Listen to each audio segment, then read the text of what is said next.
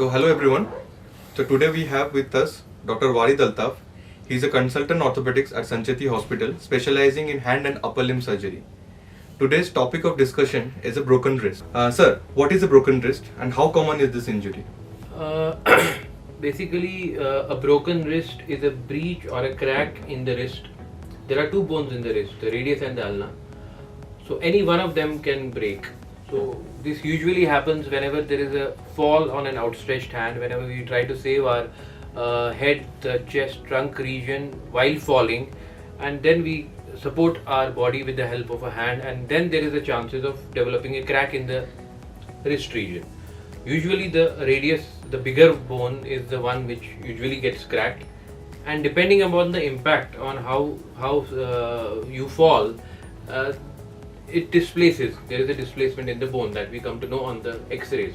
So basically, it is a fracture which happens in the wrist joint, that is on a fall on an outstretched hand. Sir, what is the usual age group in which these fractures commonly happen? Yeah, so it's a good question. Usually there's a bimodal kind of a distribution. It happens in young adults, usually when it is associated with a very high velocity trauma, like bike accidents or fall from big heights, or in sports athletes while involving in some kind of sports. So that is usually in 20 to 30, 35. When there's a high velocity injury, and second peak usually happens after 55, 60.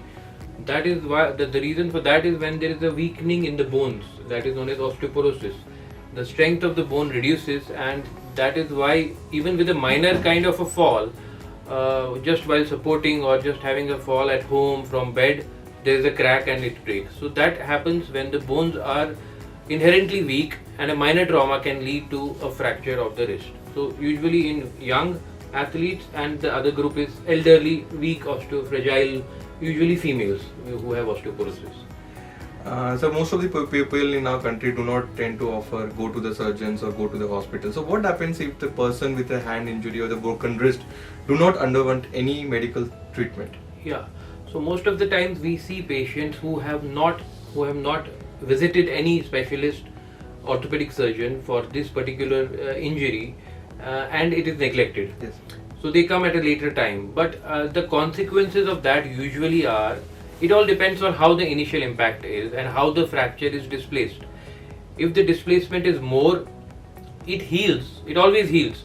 All the fractures heal, but they heal in a malposition in which there are, which can lead to a malalignment in the wrist, and further, there will be restriction of doing all the daily activities, like moving of the wrist will get restricted. There may be pain while moving the wrist, and they will lose the grip strength, and they will have much difficulties in doing the regular day-to-day activities. Forget about doing any demanding activities or sports activities. So if they are untreated, then it becomes a bigger problem to tackle at a later date, and that can also be corrected, but it's kind of a bigger surgery which could have been avoided at a primary. Maybe it would have been treated with a plaster. So if the patient comes to here at Sancheti Hospital, sir, what is our offer to them? What is the modalities of treatment of a broken wrist? So I think whenever we see an injury in the wrist, the first thing is to get an X-ray done and to see what kind of a fracture is there, or is there a fracture or not. Sometimes there is a lot of swelling, but you realize there is no fracture, which settles in a couple of days. So we get an X-ray done and see the alignment of the bones. If the displacement is more, it will need some kind of a manipulation to maneuver it back, align it and put a plaster. If it is beyond the extent of that, it may need some minor surgery, because even sometimes just aligning and putting a plaster does not help. So they need some kind of a minor surgery to align and to maintain that alignment for that particular period of time till the bone heals. And then I think things go well when all that is done. So I think getting an X-ray done, and then your concerned orthopedic surgeon will tell you whether you need a plaster or whether you need a surgery. So I think it is 50-50 maybe in that sense. In fact, more people may land up in doing plasters only, because most of these fractures are very well treated with the plasters. So that is how. So you said that most of the people of the later age group around 50s and 60s get this kind of fracture, and most of the people at 50s and 60s do have hypertension, diabetes, other cardiac issues. So these all medical comorbidities, do they affect the outcomes of this broken wrist treatment? See, absolutely, it's a very good question. And whenever we see elderly patients, they usually have some comorbidities. They have some medical illnesses like hypertension is very common. Every home has a hypertensive patient, diabetes, heart diseases. So they are on multiple medications. So, and once they take all these medications, again they make the bones weak. Most of them, have effect on the bones, and they get weak, and they are more prone for developing fractures. So it's like a vicious cycle.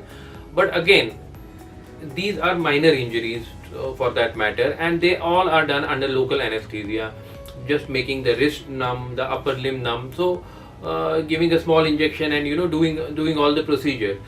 So it does not involve a very higher risk of anesthesia for that matter. So most of the times, even if there are medical conditions associated, but priority is always to get the wrist back to the normal, so that all the routine activities could be performed by that patient. So I think it does not really have a big impact on this particular injury, because the anesthesia is pretty safe. Sometimes local anesthesia, regional anesthesia, and this procedure is usually short. A plaster procedure is usually maybe 10 to 15 minutes, and a surgery may take half an hour to 45 minutes. So usually it is safe, and it is recommended to get it done even if there are associated medical conditions, because the function of the wrist is more important. So you are saying that there will be a plaster post the surgery. So if there's a plaster, then how long is this plaster going to stay, and when it is going to come out? So usually what's the So basically duration? there are two modalities of treatment. One is by treating it with a plaster, and another is by treating by a surgery. Whenever we do a plaster treatment, the plaster remains for 1.5 months, that is 6 weeks. So usually the plaster goes above the elbow. Yes, sir. For 3 weeks we maintain it above the elbow, so that elbow is also not moving. And once after 3 weeks we remove the plaster and put a small below elbow plaster, so the elbow remains free. The fingers are always free. The plaster does not extend beyond the fingers. So your wrist is immobilized, your fingers are free, and your plaster goes for 3 weeks above the elbow and then for 3 weeks below the elbow. So total it is for 6 weeks. After 6 weeks the plaster is removed. That is the regular protocol. If we do a surgery, which is an open surgery, sometimes a small plate is inserted in the wrist, then there is no need of plaster after that. So you immediately go back to your regular movements, and the recovery rate is little faster, but surgery wise it's slightly a bigger surgery, and it's an open surgery compared to the plaster. But function wise, I think both the groups do good in the long term outcome. So plaster for 6 weeks if it's a plaster treatment, and if there is a surgical treatment, then no plaster. So if there is a surgical treatment done for the wrist, then what is the duration of the surgery? What is the blood loss in the surgery, and how long does the surgery takes? Okay. So again, like I told in the beginning, these are minor surgeries. Even if you are doing a surgery in the wrist, it's not a very major kind of a surgery. The surgery is usually it takes around 30 to 45 minutes for complete surgery. The anesthesia time may take 15 minutes. So 1 hour is usually the total time for the operation theatre. 1 to 1 hour 15 minutes at the most. And there is hardly any blood loss, maybe 10 to 20 or 30 ml of blood loss, because these are all done under tourniquet control. So there is no blood loss during the surgical procedure. So yeah, it's you can consider it like 1 hour. 1 hour is a surgical time for the whole surgery. So even if with the plaster treatment or with the plate treatment with open surgery, sir, what is the role of physiotherapy post surgery? Most important, I think you do any kind of a treatment, physiotherapy will be required to some extent after the surgery.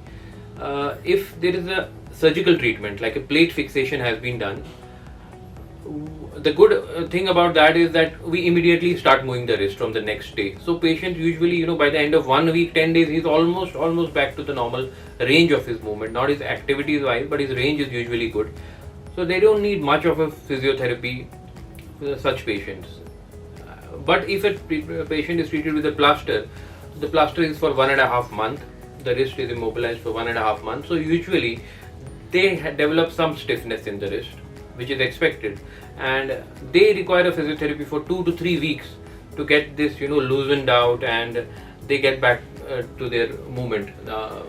So around 2 weeks of physiotherapy is recommended after a plaster treatment, and maybe a 1 week or 2 weeks of physiotherapy after surgical treatment. Okay, sir. Sir, usually the patients after the surgery, they want to know that what is the duration of time when they can go back to their normal activities, and especially when we are doing the surgery in young people, they ask you, when can I go back to my sports or go back to gym, when can I start lifting weights. So these are the usually the problems. They are Absolutely. unable to understand how much time do they take to get back to their normal life. Yeah, exactly. I think this is the first question which most of the patients ask when they know they have a fracture, and when they will get back to normal, what they used to do before. So one important thing is that they will be absolutely normal. In all these fractures, they definitely will be normal, but it's all about matter of time, how much it takes. So when we do a plaster treatment, usually I think the recovery time should be around 3 months to getting back to normal activities. Okay. 3 to 4 months for sports activities, maybe 4 months. For all regular activities like driving by bike or car, or doing all regular office work or homework and things like that, is 3 months, and sports activities at 4 months. If we go for a plate treatment, I think it is a little bit earlier than that. So he can go back to his driving and homework and office work in 2 weeks. Once the stitches are out, he can drive a 4-wheeler, and the patient can go back to do his all routine work, light work, and maybe at 2 to 3 months he should be doing slowly into the sports activities or gymming or push-ups and other things. So 2 to 3 months for a plate fixation, and 3 to 4 months for K-wire fixation, that is the plaster treatment. So you're talking about the open surgery and plate, and do these plates needs to be removed later? Or it can stay in the body? Again, this is again a very common question, because the patients are always conscious about having any implants in their body. Yeah.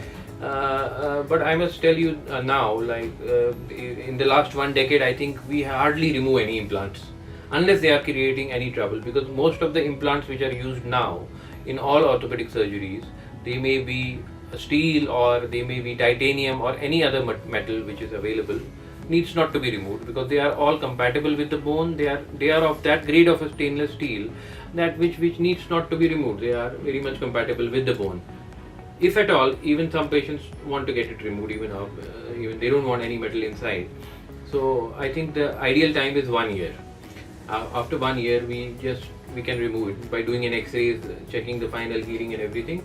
So at 1 year it can be removed, but I am again saying that it is not recommended to remove any implant, because it does not make any difference. So these all metals in the body, do they affect in further if the patient suffers any other disease and patient wants to undergo an MRI, or patient wants to travel in a flight, this is a metal detector. So do these implants pose any problem? If we are using titanium implants, then MRI or passing through metal detectors is absolutely normal. It's not picked up usually by any of the metal detectors. But if you're using a stainless steel implant, even now what we are using now recently, all the stainless steel implants also, they are compatible with the MRI. Yeah. So I think it's nothing to worry. The MRI can be safely done, and they are small implants. So MRI is pretty much safe, and we are doing MRI of various patients who have various implants in the body. Thank you, sir. Thank you, sir. Thank you so much. So Thank we have you. got a brief summary about broken wrist and their surgical treatment. So here with us, Warid Altaf sir gave us complete idea if the patient undergoes a wrist surgery. Thank you. Thank you.